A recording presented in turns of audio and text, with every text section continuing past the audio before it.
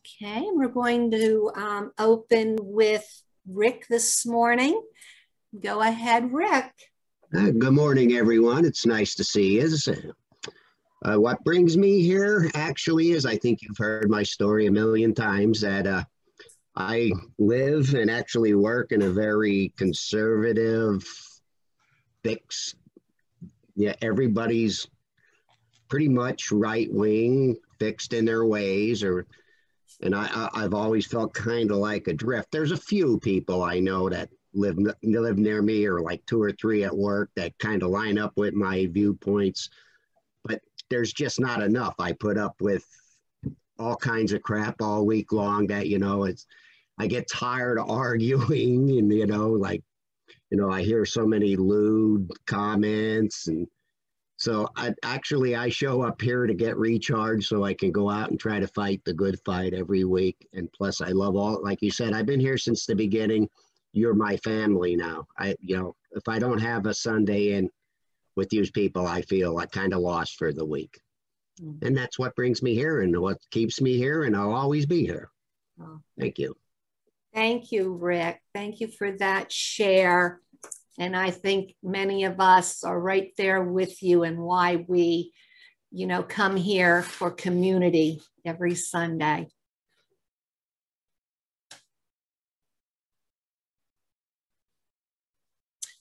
JD and I had been planning the morning together. He shared with me this piece by Marie Howe. It's her ode to Stephen Hawking. I believe this was written soon after he passed away. And it's called Singularity. And I'd like to share that with you. Do you sometimes want to wake up to the singularity we once were? So compact, nobody needed a bed or food or money. Nobody hiding in the school bathroom or home alone, pulling open the drawer where the pills are kept. For every atom belonging to me as good belongs to you. Remember? There was no nature, no them, no tests to determine if the elephant grieves her calf or if the coral reef feels pain. Trashed oceans don't speak English or Farsi or French.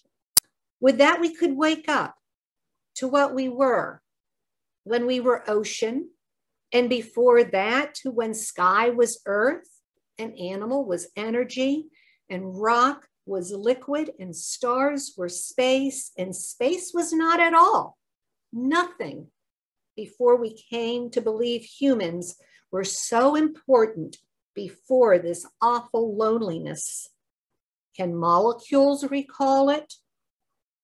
What once was, before anything happened?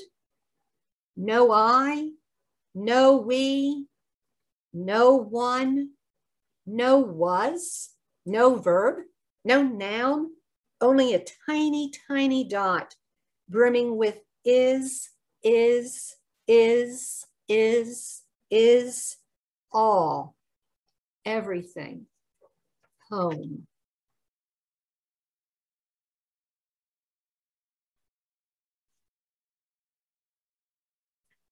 Why do we meet in this community?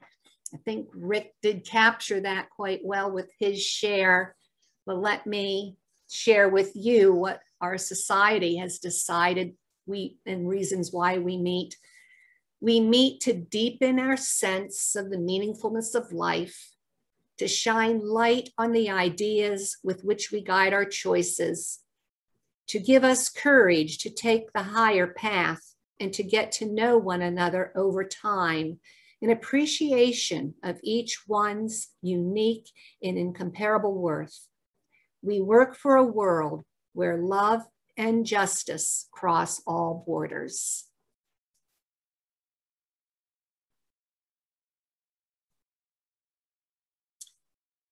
And if you would join me, please, in our affirmation, feel free to speak these words out loud, or you may keep yourself muted. We affirm the worth, dignity, and uniqueness of every human being.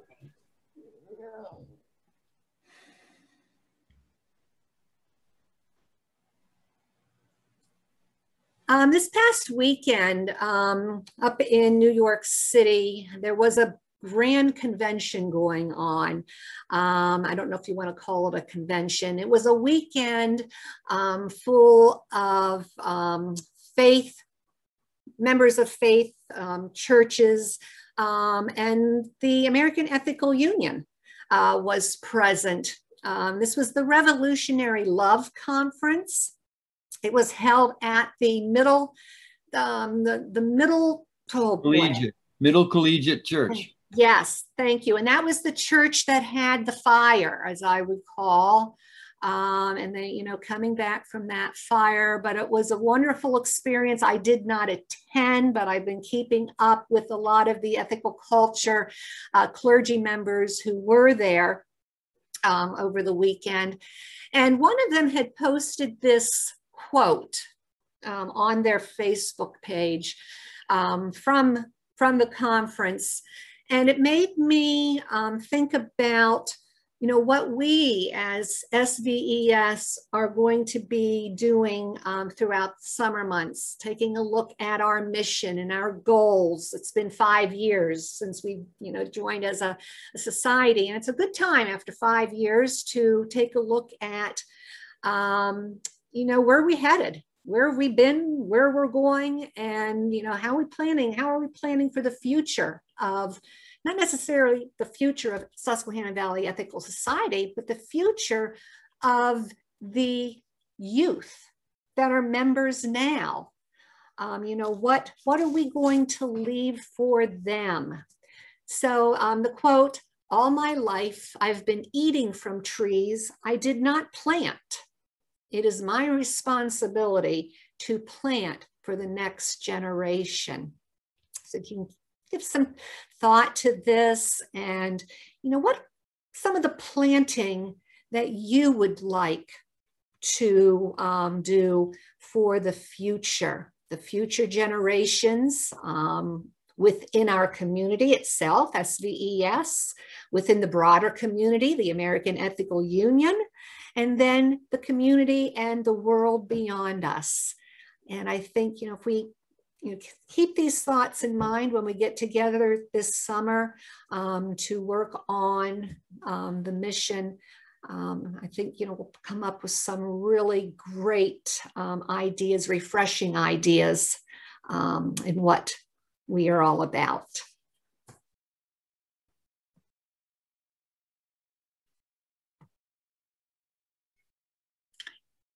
JD shared several pieces of music that we might want to share this morning. And I particularly liked this one.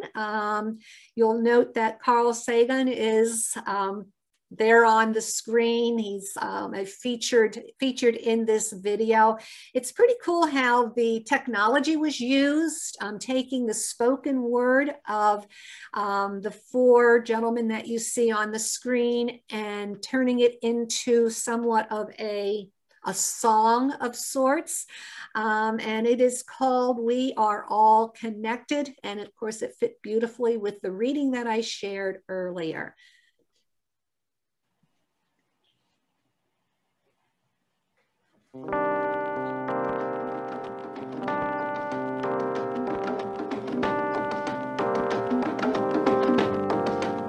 Everybody hear this?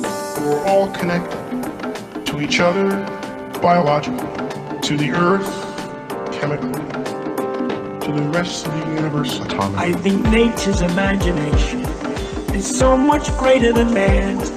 He's never gonna let us relax. We live in an in-between universe where things change alright, but according to patterns, rules, or as we call them, laws of nature. I'm this guy standing on a planet Really, I'm just a speck, I'm just a speck. Compared with a star, the planet is just another speck. To think about all of this, to think about the vast emptiness of space. Billions and billions of stars, billions and billions of specks. The beauty of a living thing is not the atoms that go into it, but the way those atoms are put together. The cosmos is also within us. We're made of star stuff. We are a way for the cosmos to know itself. Across the sea of space, the stars are other sun. We've traveled this way before, and there is much to be learned. We're all connected to each other biologically, to the earth chemically, to the rest of the universe atomically. I find it elevating and exhilarating to discover that we live in a universe which permits the evolution of molecular machines as intricate and subtle as we.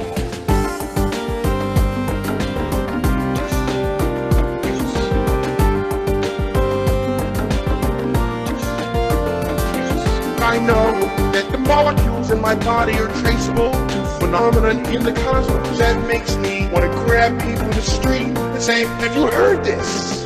The beauty of a living thing is not the atoms that go into it, but the way those atoms are put together. The cosmos is also within us. We're made of star stuff. We are a way for the cosmos to know itself.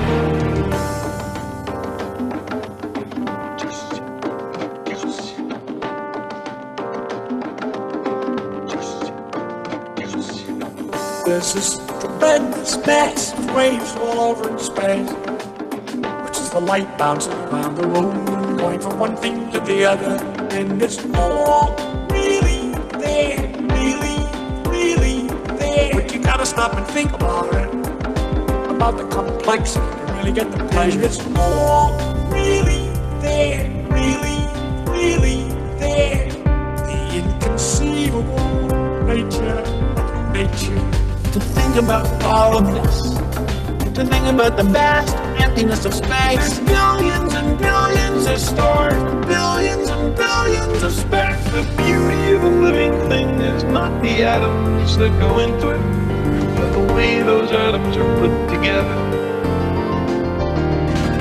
The cosmos is also within us. We're made of star stuff. We are a way for the cosmos to know itself.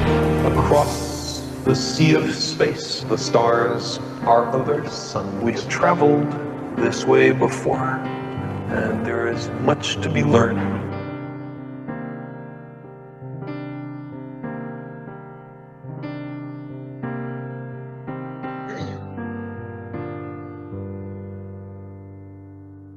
Symphony of Science.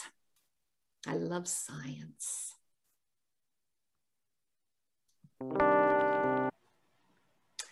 Well, and here we are. We have a scientist with us this morning, and I'd like to introduce J.D. Stillwater. J.D. is a good friend of Guy, and we're so happy that Guy shared JD and his work with us, and we were able to have JD with us this morning. So just a little bit about this gentleman you're looking at here on your screen, from his home in Harrisburg. Is that correct, JD? Okay. JD is a science educator, a writer, and a musician. He graduated from Cornell University. He's a full-time staff member at the Circle School in Harrisburg, PA. And I encourage any of you who are great educators and parents to check out this school. It's quite amazing. It's a place where kids are treated like people in a community that also regards them as free and responsible citizens. JD is married to his very supportive and patient spouse, Anne. 30 great years. Hello, Anne. Hello. They have 2 children. Both now are grown and pursuing their own passions. A daughter is actually giving a sermon a little bit later here this morning in Columbia, Maryland, I believe. Greater Cumberland, Maryland, yeah. Cumberland, Maryland, yes, yes. So JD, he also plays drums and percussion. He performs here and there with a few singer-songwriters, and they pass through Central PA frequently. He's authored a children's picture book entitled Before the Beginning, a child's first book of the great story. And it was illustrated by 2, I'm assuming 2 of your students, JD. And he said the best part of that endeavor was the wide-eyed look kids get when they realize what a noble and ancient family they sprang from. In 1986, JD and several hundred close friends walked from Los Angeles to Washington, D.C. to call for an end to the nuclear arms race. The Great Peace March for Global Nuclear Disarmament was pivotal in JD's life in more ways than can be counted. Is this where you met Anne? Mm-hmm. Then in the summer of 1987, JD was one of 200 Americans who joined 200 Soviets to walk from Leningrad to Moscow on the American Soviet Walk. Some Russian historians credit that walk with pushing dominoes that eventually led to the collapse of the Soviet Union. JD remembers that the best part for him was playing drums for 50,000 people in the first ever outdoor rock concert inside the Soviet Union. Wow. JD writes sporadically about whatever seems profound, helpful, or inspiring at the time, which for several years has met cosmology, anti-racism, education, long-term thinking, reconciliation, and spirituality. Am I right, JD, that you are now writing a book? It's in the editing process now, yeah. Great, great. Well, anxious to see that when it comes out and published, yes. Me too. I bet. JD's other interests include hiking, public speaking, dancing with his lovely wife, Anne, poetry, drum circles, travel, a good belly laugh so hard you can't breathe, managing money, building and fixing things, technology, making kettle corn, connecting people, couch surfing, reading science magazines, reading great poems, and he even writes some. Now he says mediocre. I doubt that. I doubt that. So with this, I am going to stop my screen share.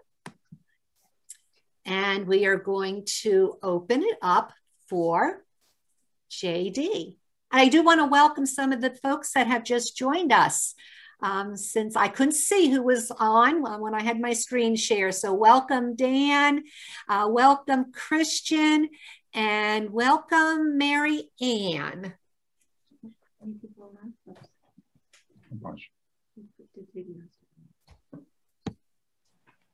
Sorry, I'm having technical difficulties here. Okay. Not sure why that happened, but it did. I don't think anyone has ever read that entire bio out loud. I loved it. A little embarrassing. No, anyway, no. And the things that you played at the beginning, we had talked about it a couple of weeks ago, and they're perfect. They so well align. Our daughter is a Unitarian minister, recently ordained, and she did her internship at Middle Collegiate Church in New York City. And it is definitely a Christian congregation, although our daughter is a UU. But they do amazing things in that congregation. And the Revolutionary Love Conference is a tremendous thing, very welcoming and inclusive. People from all parts of the religious and a religious spectrum. So this morning, I want to just share with you my story, how I went from being a fairly typical high school science teacher to sharing what I think of as a profound idea, a profound approach to science and spirituality, traveling around the country and doing workshops and talks, and more recently trying to put it all into a book. And hopefully a book that will be published in the next few months, or possibly a year. Bear with me a little bit as I do this screen sharing thing, because it always takes a second.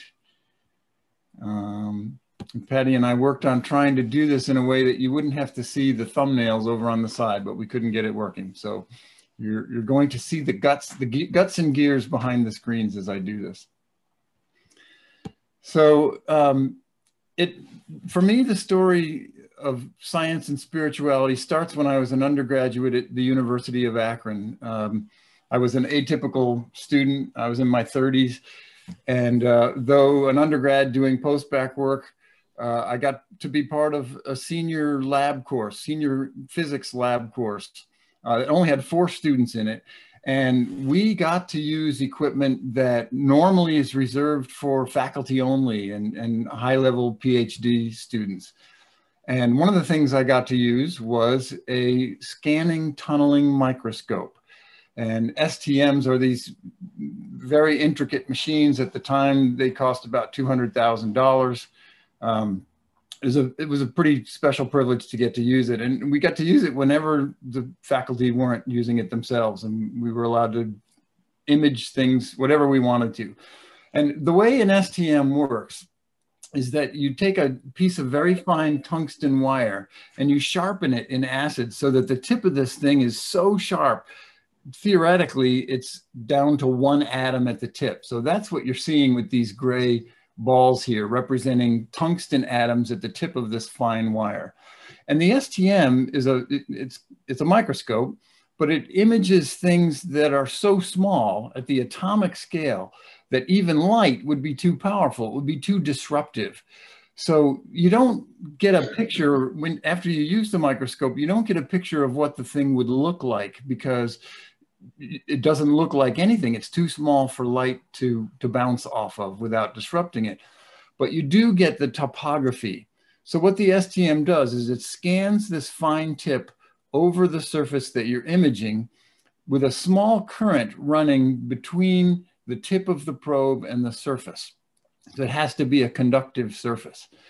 And when it encounters a place where the surface goes up or down a little bit, the current changes. And so the computer that's connected to the STM registers that as something that's sticking up from the surface. So at some point, I didn't calibrate the device correctly, and I crashed the tip, which means the tip got so close that it actually touched and dug into the surface that I was trying to image. And it was an embarrassing setback. I knew how to calibrate, but didn't do it right. It didn't damage anything, no harm done. But later that day, in trying to explain to someone else what had happened when I crashed the tip, I had a revelation, something that changed my way of thinking and my life profoundly. And all the work that I have done the last many years stems, I think, from that day. And what I realized is that nothing ever actually touches anything else. And here's why that's true. Oh, first I wanted to show you this. This is the shiny side of aluminum foil imaged with an STM. So you can see at that scale, things are pretty craggy, lots of topography, even on the shiny side of aluminum foil. And this isn't anywhere near the atomic scale. So the reason nothing ever touches anything else is because, as you know, atoms have this very dense, positively charged core, electrically positively charged, surrounded by this sort of probability cloud of negatively charged electrons.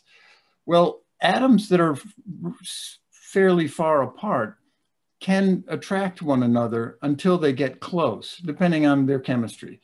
But once they get close, once the negatively charged electrons in the outer cloud of the atom get close to electrons from the other atom, they repel one another because opposites attract and likes repel. So as they get close, they repel each other. There's always a space between two adjacent atoms because of that strong electric repulsion.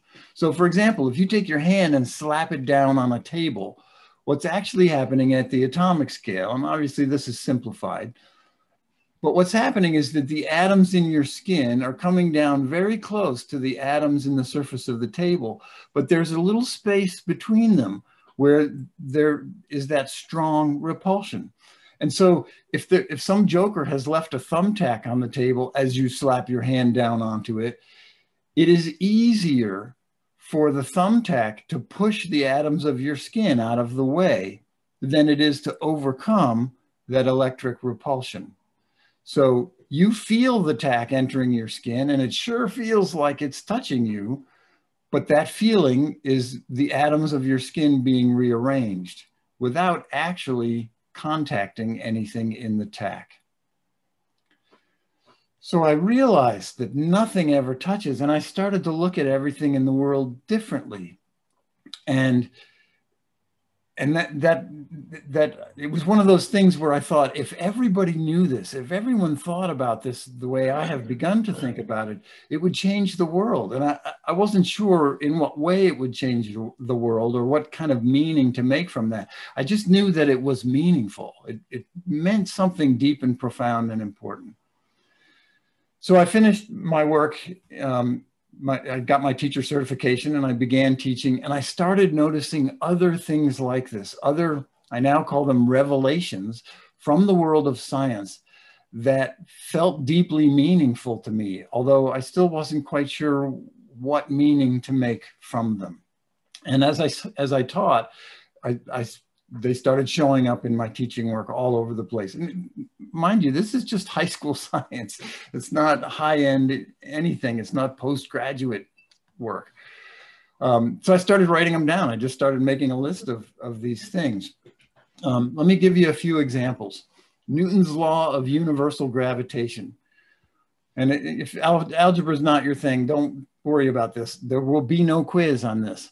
But Newton's law, which is centuries old, says that the force of gravitational attraction between any two objects that have mass, like you and the Earth, can be calculated. You can calculate that force of attraction by taking the mass of each thing, each body, and multiplying them together, dividing by the distance squared, or dividing by the distance twice, same thing, and then multiplying by this really, really small number that's a constant, the universal gravitational constant. What I realized when I was teaching this is that you can do this calculation for any two bodies. You can pick any two things that have mass and figure out the force of gravitational attraction between them. And gravity is a really weak force, so it's pretty small no matter what. But look at this denominator again. Dividing by the distance twice means that as the two things get further and further away, the force of gravity between them falls off pretty quickly.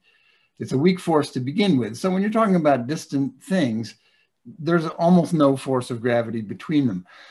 But the revelation for me had to do with that word almost. No matter how far apart the two objects are, there is always some non-zero force of gravitational attraction between them. It could be your body and the sun. It could be, the stapler on your desk with some distant speck of dust in some other galaxy. No matter what two bodies you choose, there is some non-zero force of attraction between them, no matter how far apart they are. Again, this was revelatory for me. I wasn't quite sure what meaning to take from it, but I knew it was profound and meaningful. Another example from evolution, what we know about the history of life on this planet. Every cell in your body, every human cell in your body contains these little subcellular organelles called mitochondria. And mitochondria is the powerhouse of the cell. I'm sure you learned this in high school biology. Mitochondria have their own little ringlets of DNA, which, by the way, are remnants of bacterial DNA from millions of years ago. That's another story and another profound revelation. But these little circular chromosomes of DNA are separate from the human chromosomes in the nucleus of the cell. And mitochondrial DNA mutates at a fairly constant and well-established rate. And so biologists have been able to, geneticists mostly, have been able to use that constant rate of mitochondrial DNA mutation to trace back, looking at the different people from different geographic parts of the world, to discover and demonstrate in a way that you can calculate that all of us descend from one woman. I should have mentioned earlier, you got all your mitochondria from your mom, because mitochondria from the sperm don't make it into the new embryo. So you can trace back the matrilineal inheritance of mitochondria and find that about 200,000 years ago, which is not long in historic terms on the life of this planet, 200,000 years ago in Eastern Africa lived a woman. Scientists call her mitochondrial Eve, which is kind of a biblical reference, but it's not referencing the Bible at all. And this woman is the great-grandmother of every human being that lives on the earth right now. Again, feels profound. One more. Oh, I didn't flip the slide. Sorry, this would have been helpful when I was explaining all that. Inherited matrilineally, and here she is. There were other women alive at the time, but they don't have an unbroken line of daughter to daughter, mother to daughter to daughter, like she does. And of course, all of us, males and females, and those who don't identify with either, all descended from her. This is National Geographic's map of how we got from Eastern Africa to now every continent on the planet, including Antarctica. All right, one more example.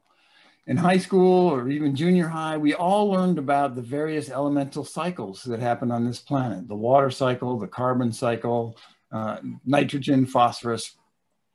And we always teach this. I don't, but I think we as science educators in general, we teach this as though it was outside of us, as though, you know, there's the water cycle over there. But the truth is that we are in the water cycle and it is in us.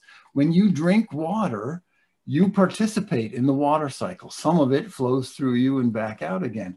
Some of the water in this water bottle recently, just a few days or weeks ago, was ocean, was clouds, was glaciers, was other bodies of water and places we find water on the earth.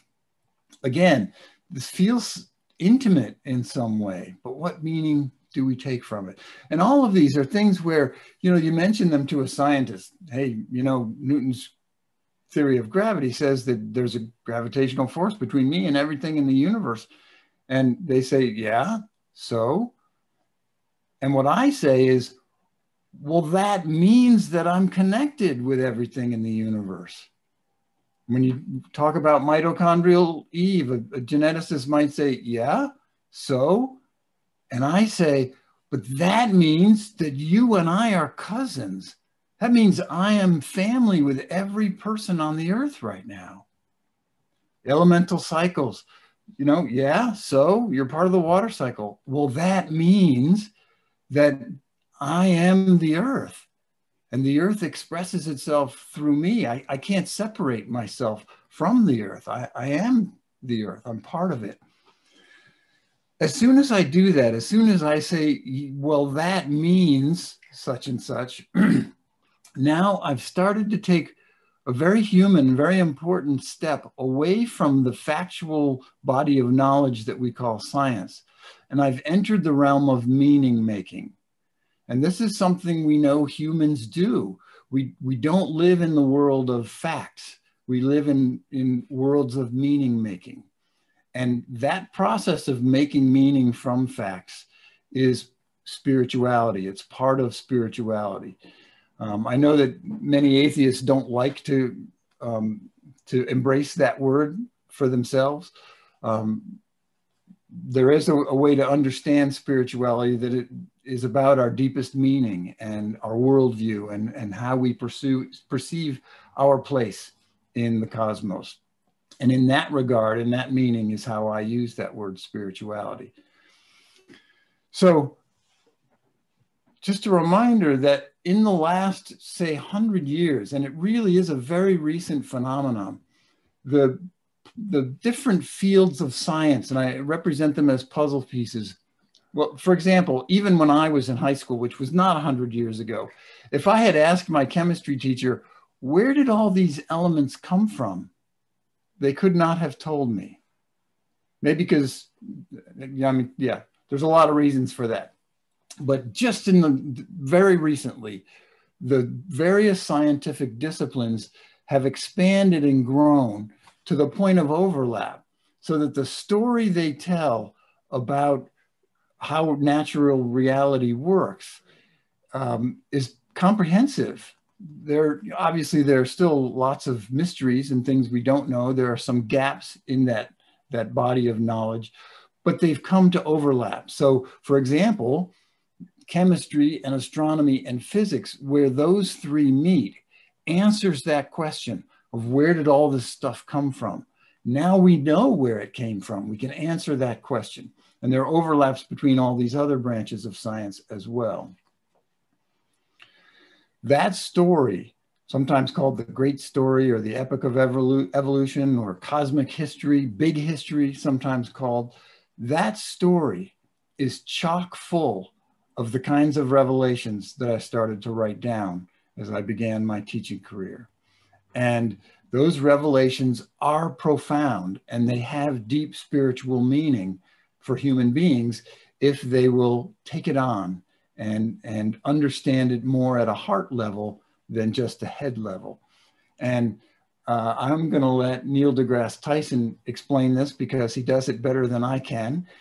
And some of what you're about to see, you already saw in that video earlier this morning, the music video. Now, the audio and the video of this is not great. And I noticed that when Patty was playing the other one, there was some delay between the audio and video. I hope that won't happen here, but it might. And here we go. I know that the molecules in my body are traceable to phenomena in the cosmos. And it's our 15 pounds of gray matter that figured this out. There's a kinship with the cosmos that resonates deeply with New Age thinking, but I'm not apologetic about that. It's what we find. If whatever we find resonates with whoever, go ahead, take it. And when I reflect on our kinship with the cosmos, when I do the calculation that shows that a 15-ton meteorite that we have in the center of the Rose Center for Earth and Space, it's an iron meteorite. When I do the calculation that shows that if you take all of the iron from the hemoglobin of the people in the tri-state area of New York City, you can recover that much iron out of their blood and realize that the iron from that meteorite and the iron from your blood has common origin in the core of a star. Tell me what part of my brain is lighting up, because that excites me. That makes me want to grab people in the street and say, have you heard this?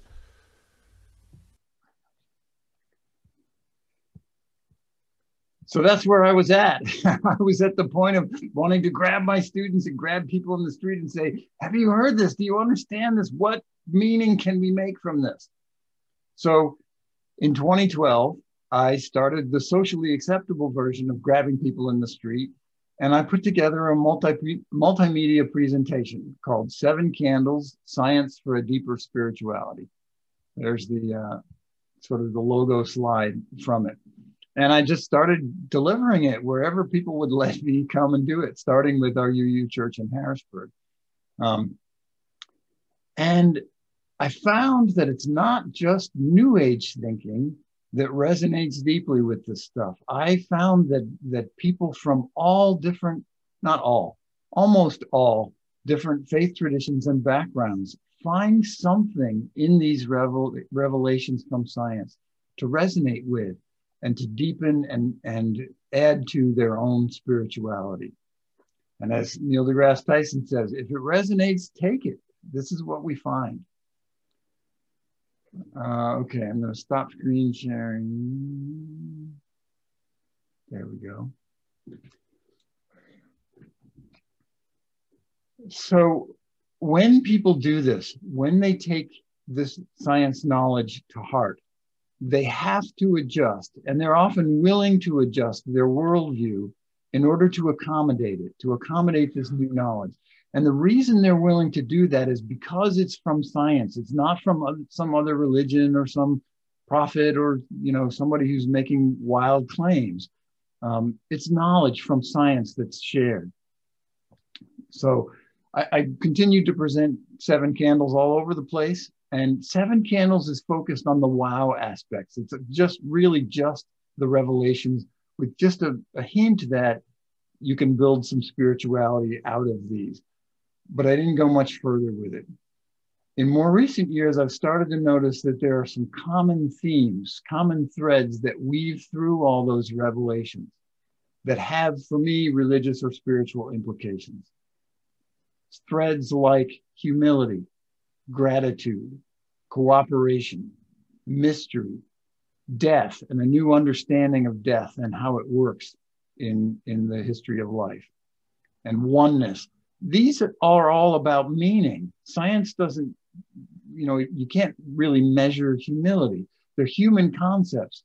However, nature has lessons for us on each of them. For example, with humility, few things will evoke a sense of deep humility as well as understanding the vastness of space and the smallness of ourselves within it. When you look at the history of life on this planet, you see that cooperation has been a winning strategy over and over and over again in the development of evolutionary complexity. Death, understanding the role of death in the evolutionary history on this planet makes it clear that death is both a precursor and a prerequisite to life as we know it on this planet. Oneness, there are so many examples of unity and oneness from the body of knowledge we call science. Ecology, coming up on Earth Day, there's many examples from ecology of our oneness and unity. For example, and this is political, there is no such thing as rugged independence in the biology field called ecology. There's just no such thing. There are no creatures that pull themselves up by their bootstraps. So what meaning do we make of that? The fact that we are interdependent and interconnected at every level of our interrelations with other living things on this planet. Science is necessarily atheistic because it cannot measure, cannot do experiments on the supernatural. It's actually probably more accurate to say science is agnostic. It just can't go there. Scientists, however, come from every faith background and none from every human culture on the planet. And the findings of science are available for everyone on the planet to make meaning from if they choose to do that. So there's this huge promise, a tremendous opportunity for unity around those findings because they're shared, they're intercultural, and they're based on evidence rather than somebody's revelation. This is happening, this convergence of acknowledgement around the findings of science at the same time in history when we are facing self-extinction from our own ruthlessness.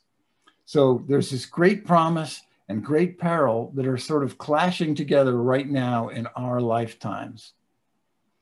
My dream, I have a dream, and you know, at the risk of echoing a much more famous speech from 60 years ago, I have a dream. And that dream is to unite the world's religions around a common holy scripture, natural reality as it's described by science. What stands in the way of that? I mean, it is already happening, but why can't it happen faster? And the answer is the culture wars. And I need to turn screen sharing back on because I have a way of showing this to you that I think will be very helpful. There we go. It involves a series of rectangles. So I think the culture war, at least in the United States, urges us, it almost requires us, pushes us to view science and reason and nature and faith, religion, and spirituality as opposite ends of a spectrum. And I've drawn that spectrum vertically here. So at the bottom of this spectrum, we have a way of thinking that regards the natural world as all there is, and most important, which I think probably everyone in this room is towards that end of that spectrum. And the opposite end of that spectrum is a way of thinking that regards supernatural realms as the most important thing and where we should focus our attention and our energy. I don't buy into this spectrum anymore because for a lot of reasons. But one thing I noticed is that each end of this spectrum is itself a spectrum. You know that Christianity, just as one example, has a great diversity of ways of thinking about both the natural and the supernatural. So let's expand this out into a two-dimensional matrix where we have two different spectra at 90 degrees from one another. We still have the natural and supernatural spectrum vertically, but horizontally, I think there's another spectrum from placing the importance and the priority on certainty and what we know to placing the priority on mystery.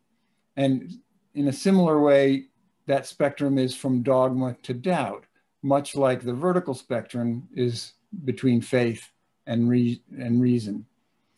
So here we have four corners, and of course, you can be anywhere on this matrix, but the corners are a little easier to describe because they're more in sort of extreme.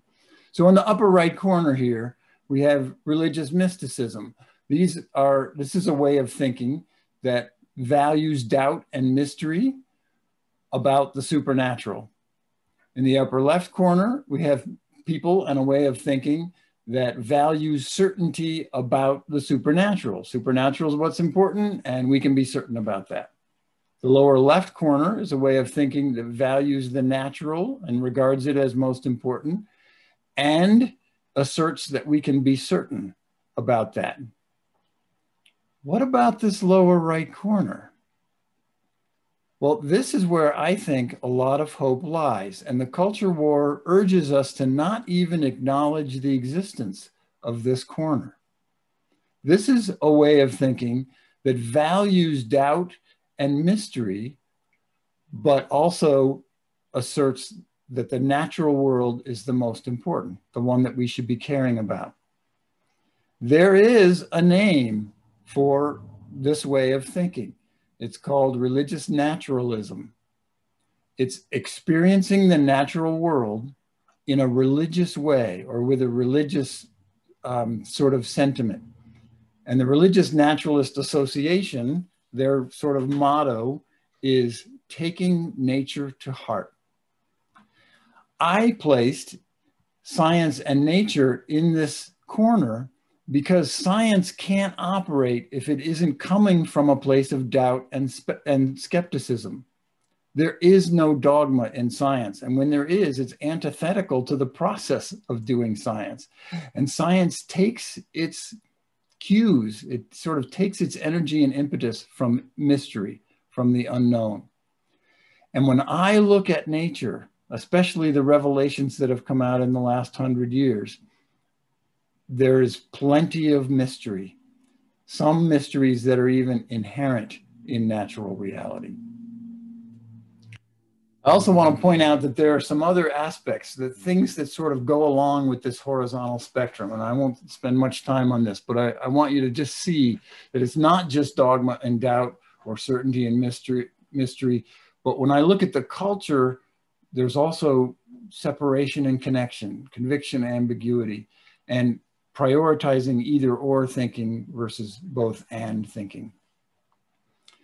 The meaning making that humans can and do take from this knowledge that we call science is profound, and it throws light into every corner of religiosity and spirituality for those who take it to heart, regardless of what sort of faith tradition or none they come from.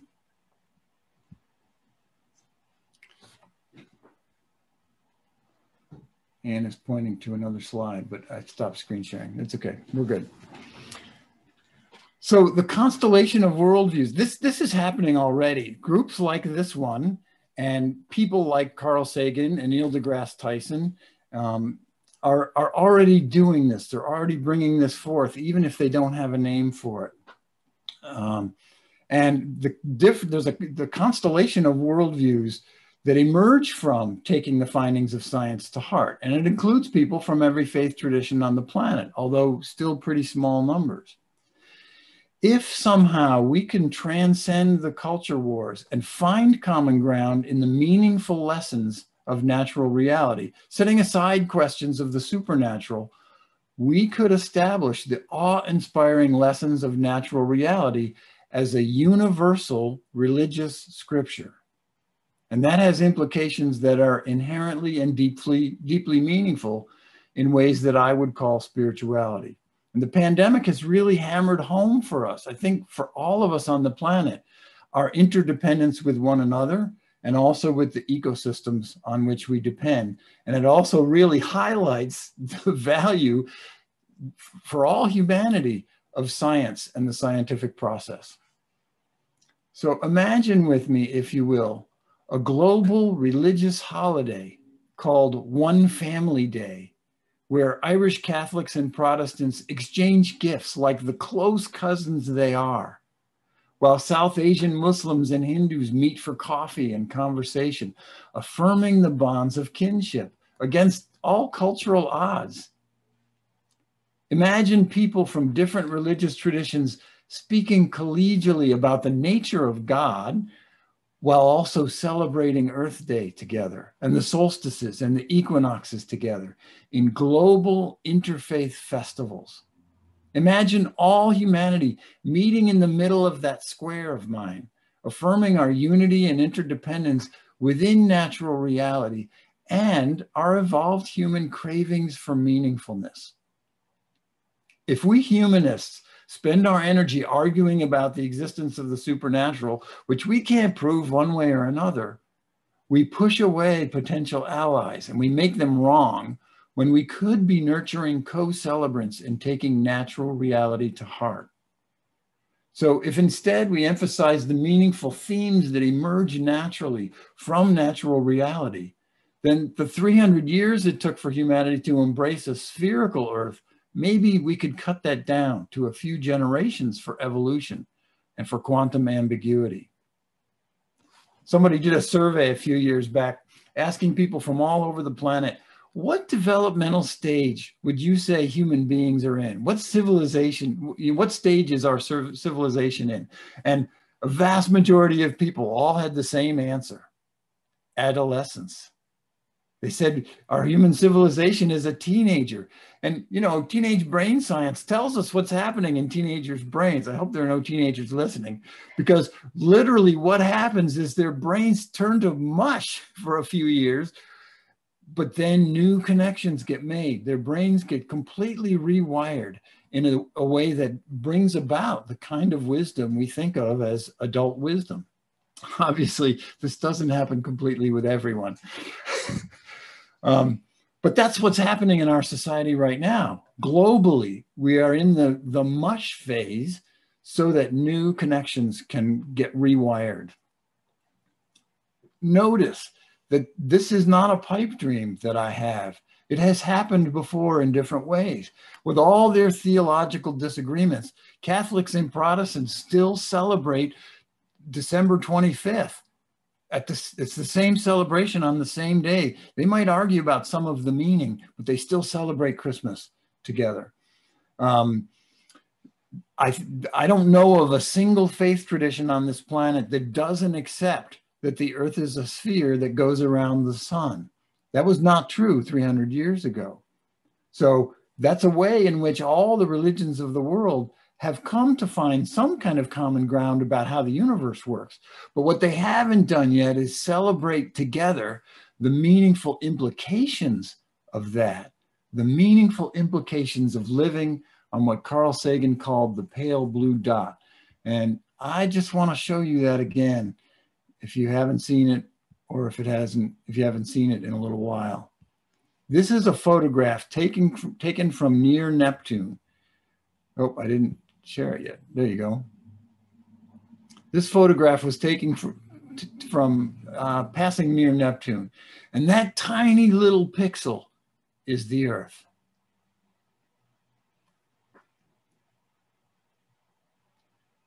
What meaning do we make from that?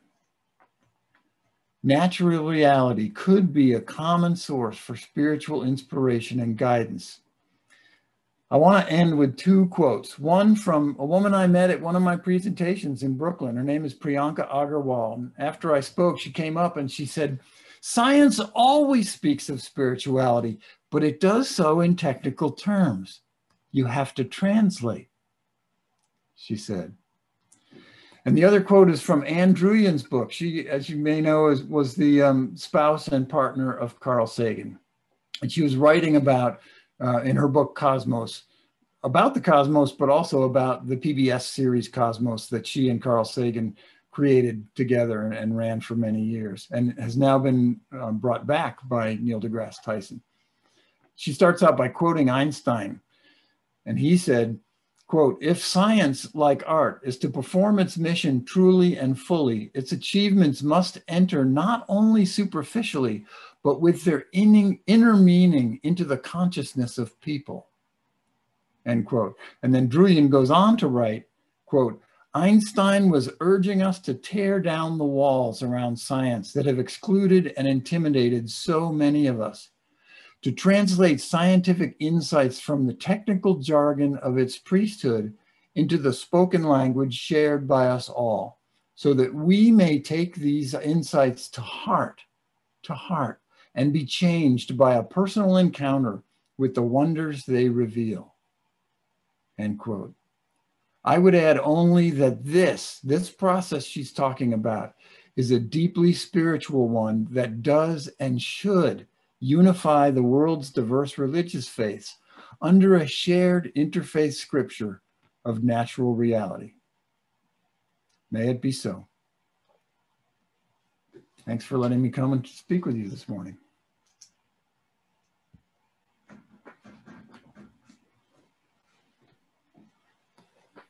Thank you, JD. I just got to say, wow. Wow. You know, taking this message that out there, you know, kind of what Neil was doing, you know, hey, listen up, everyone. This is, you know, so it's sort of like me with ethical culture. Hey, everybody, listen to this. You know, this is, you know, something awesome. So what we're going to do is we're going to close, and then we're going to come back. JD, if you have a little bit of time for some questions and some answers. So bear with me as I go back to the screen share.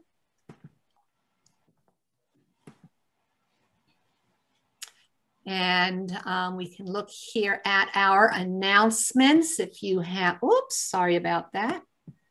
Our announcements for this coming week, we do have, excuse me here, I can't see exactly what I was, there we go. We do have an ethical action team meeting on Monday. Oh, these are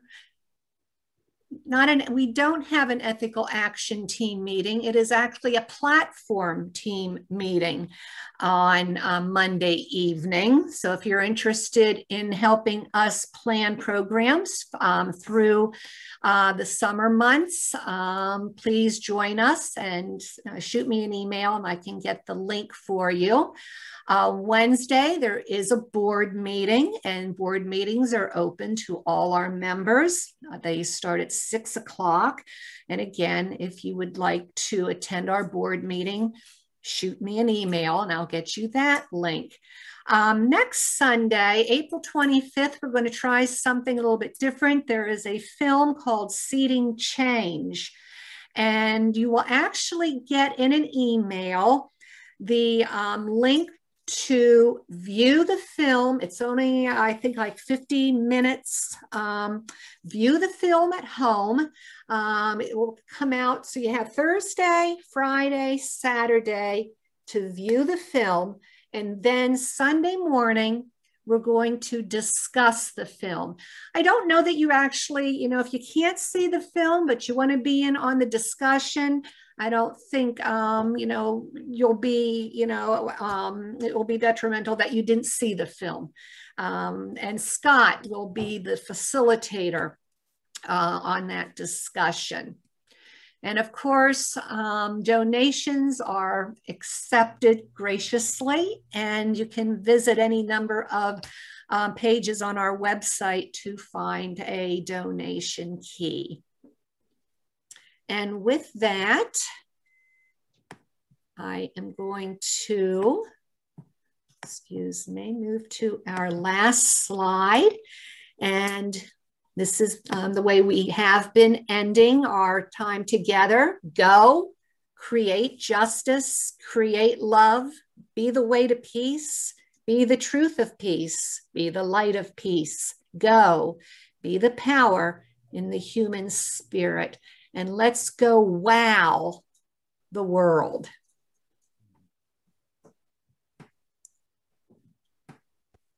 Okay, so questions? Well, I just took a look through the chat, which I wish I had done earlier. And Kimberly, is it Kimberly or Kimmy? Kim. Kim. Touched on something that is one of my favorite truths of all time. And that is that every cup of water, and this is at least 2 cups, I think this is a pint.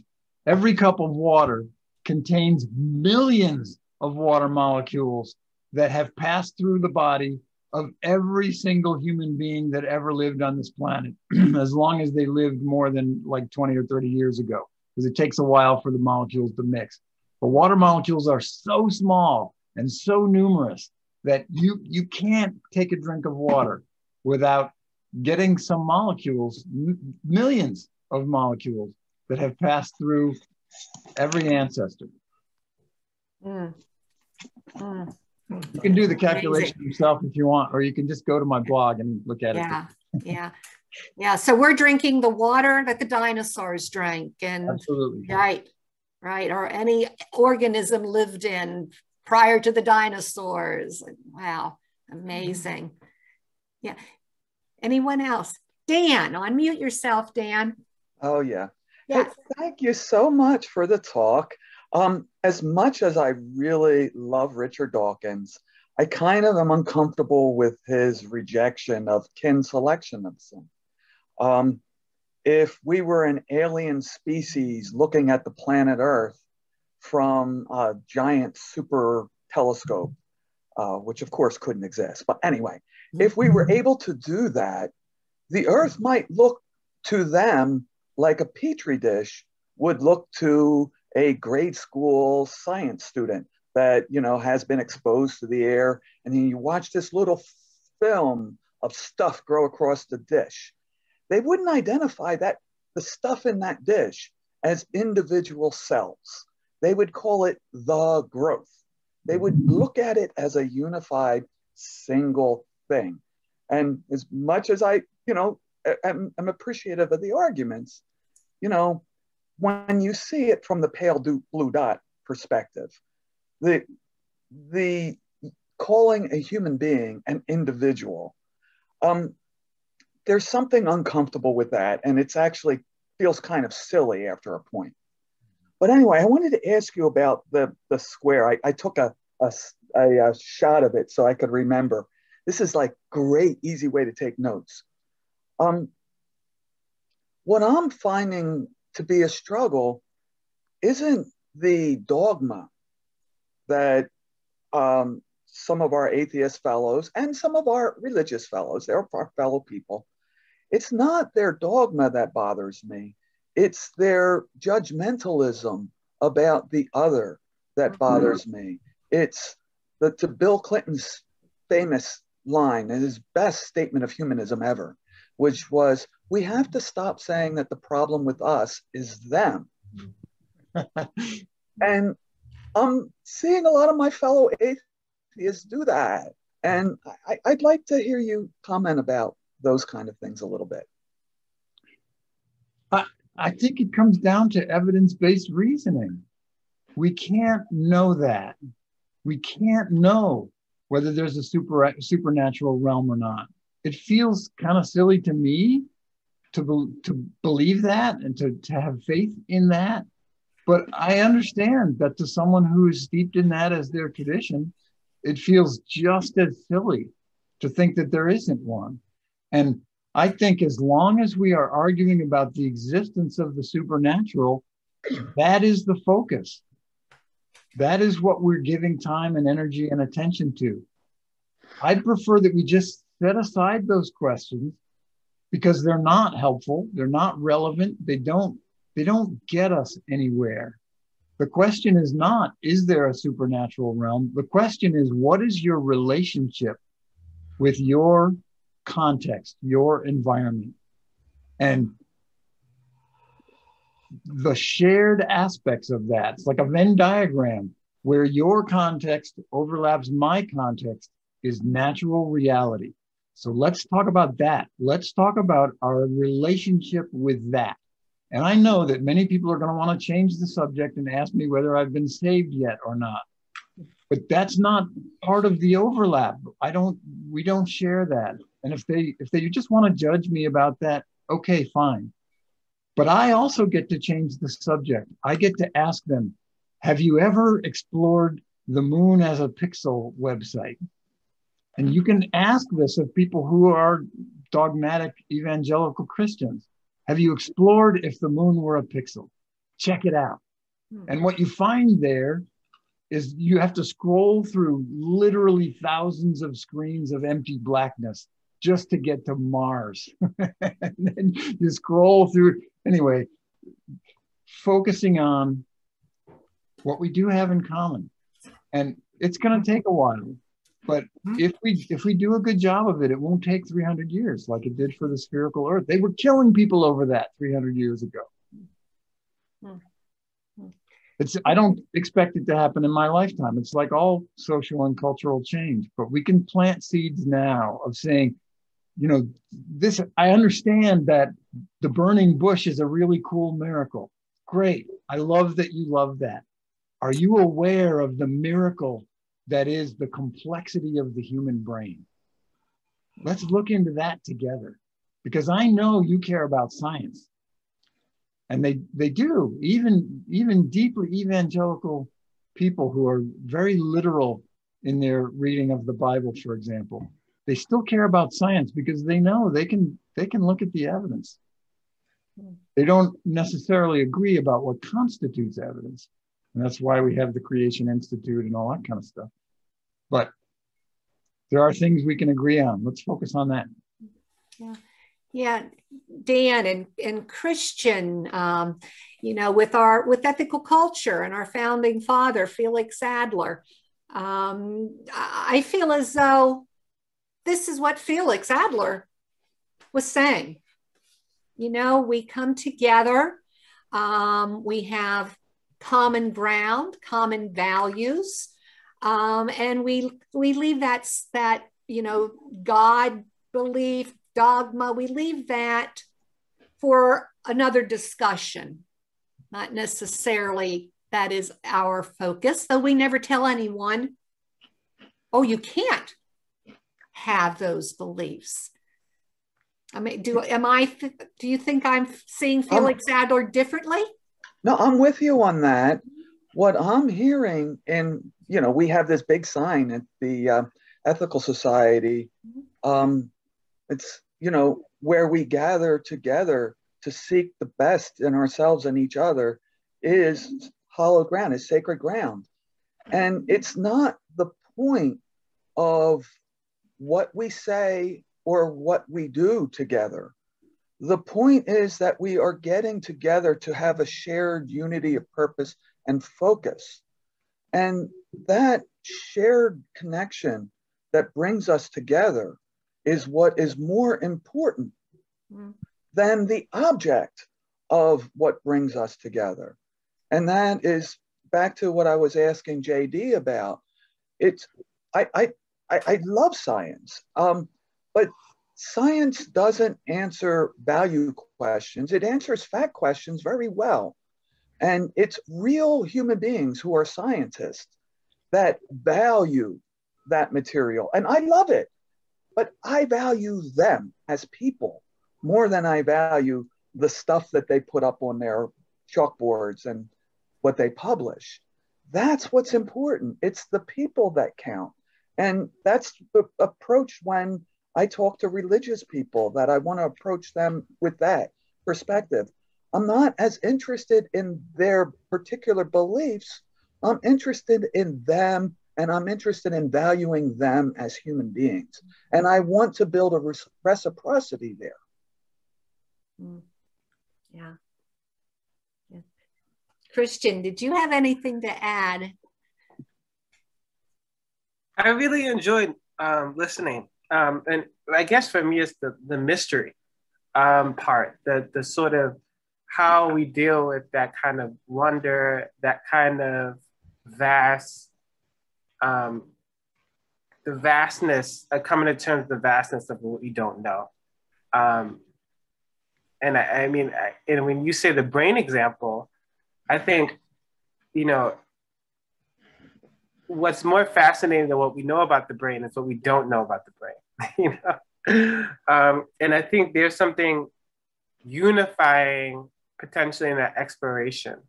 It's like, you know, kind of like the universe inside of us. And I don't know, I guess I think that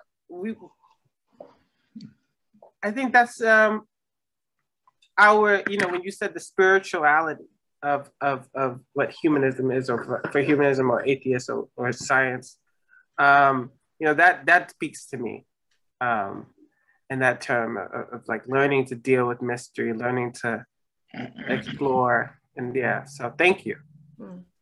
Welcome. Yes. Amir? Yeah, I just want to say, I mean, I really appreciate your presentation. It's very, I think Jesse formulated as well, just interesting how it brings a holistic view of how science can relate to human connection and spirituality. And I think what you said too about that quote about sort of translating it, that kind of resonates with me as well. I guess one could argue that you could translate it in different ways that maybe support people's conflicting viewpoints, but I tend to at least intuitively agree that there's something about it that if you understand it correctly, if you sort of really sort of grok the meaning of science, it will lead you to adopt a more humanist kind of connection kind of perspective on life. So I sort of appreciate that. And I guess on a more kind of molecular view, both literally and metaphorically, I like your point about how like the atoms don't really touch. Like it occurred to me that even the molecules and the atoms of our own bodies like don't necessarily, you know, fully touch, and even like that whole notion of what part of our bodies is really us, like ourselves. You know, we think of ourselves as so divided versus, you know, other things. And people have mentioned too, like bacteria in our gut, you know, that are their own organisms that are so critical to our survival as even individuals. We're like colonies, you know, like we think of ourselves people and we're colonies. And I do resonate with the idea that like thinking about these things, it's almost antithetical to thinking so atomically, you know, thinking of people as being so separate and, you know, something like that. But yeah, anyway, thank you for the perspectives. And I think this is a great discussion. Right. Thanks, Amir. Kim, is your hand up? It is. Okay. I've just been so blown away by this presentation. Thank you very much. From my perspective, just because you just touched me so intensely right now. My background is that I went into science, studied phylogeny, physics, modern and classical, organic chemistry, geology was my minor, and geomorphology. And so I had always been a doubter of religion, even as a child. And the hard science became my, I guess I would say my dogma. And that is when I gelled in my atheism. Then later on, I left my hard science career in biology and ventured into medicine. And I just had this conversation last week with a friend of mine who is an attorney in New York, he describes himself as a recovering Catholic. He is agnostic.